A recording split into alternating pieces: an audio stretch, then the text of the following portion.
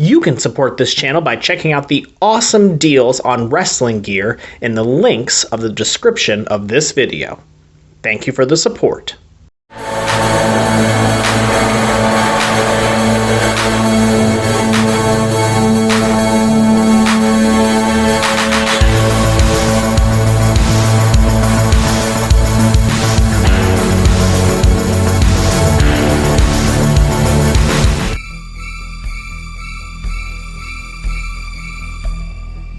Hey, what's up, guys? Thank you so much for tuning in to the Fair Fight Wrestling Podcast. My name is Theron, and you are here at our Poll on a Poll. And what is Poll on a Poll? Well, every week, if you were to follow us at Fair Fight Audio on Twitter, I throw up polls every Monday or Tuesday on Raw using the hashtags Raw and SD Live, and you can participate in our polls, and then we chat about them right here every Saturday on this channel. So make sure to hit that thumbs up button, hit subscribe so that you never miss an episode. Follow us on Twitter, that way you get every single poll topic thrown right into your Twitter feed. And today we are going to be talking about who needs a heel turn. Now, first and foremost, I'm going to tell you right now, I'm going to contradict myself because I've got a video coming up where we talk about fantasy booking heels versus heels and how I personally just don't believe that we have to abide by these strict guidelines of face versus heel. You can have face versus faces. You can have heel versus heels. I don't even like calling people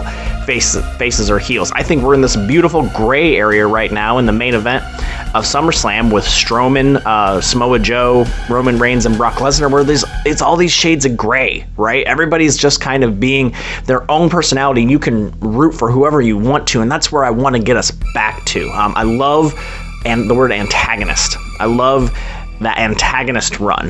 But in our world, we have to call them baby faces or heels. So let's talk about who we think would most who would most benefit from a heel turn. And your four poll topics, your full poll options were Dean Ambrose, Finn Balor, Kofi Kingston, and Jason Jordan. And the results came in at 50% of you thought that Finn Balor should be the one to most turn heel. 25% split between Dean Ambrose and Kofi Kingston, and then a big whopping 0 for Jason Jordan. And I want to tell you why I threw all of these guys into this poll. Dean being the most obvious, I think, because I hate using the word stagnant, but because I really like Dean. I'm a huge fan of him. I went nuts when he won the championship at last year's Money in the Bank, and I thought he had a good run, but I just feel like they're not letting him be who he needs to be, and that he has this imaginary collar around his waist around his neck that he can only go so far, and then they reel him back in. And if you gave him that heel turn, I think all of those awesome characteristics that are just right there on the surface would come out.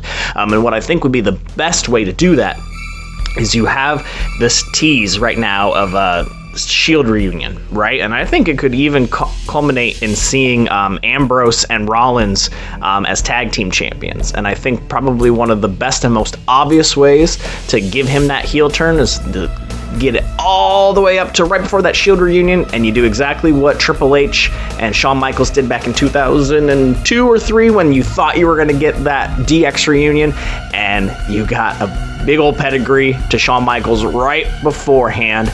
You get everybody's hopes up and you crash them down, and you have an awesome heel on your hands. And I think that's exactly what they should do for Dean Ambrose. It's revenge against Seth Rollins. It helps establish Seth Rollins as that babyface that they're insistent that he be, and it gives Dean the opportunity to let go a little bit, have a little less restrictions on him, because I think he would be a better heel than a face.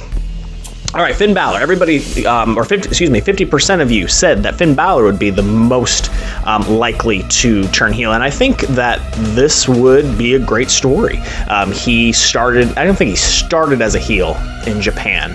I think he did a heel turn, but he was an awesome heel in Japan, and so I think that would translate really well into the WWE. And what a better story, in my mind, is to take this match between him and Bray Wyatt at SummerSlam.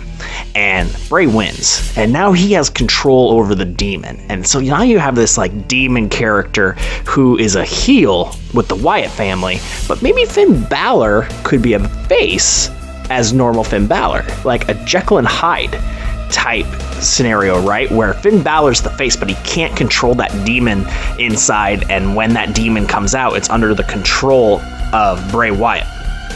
And you got a heel run on one side and you got a face run on the other. It's never been done before. It's a little hokey, but if they did it right and you kind of remove yourself from reality a little bit, what an awesome, never before seen storyline that I think would translate tremendously on screen. Jason Jordan got 0% of the votes, and my thought is, everybody keeps talking about, is this Angle going to result in him turning on Kurt Angle? Maybe. I personally would have rather seen Kurt Angle as a manager for American Alpha.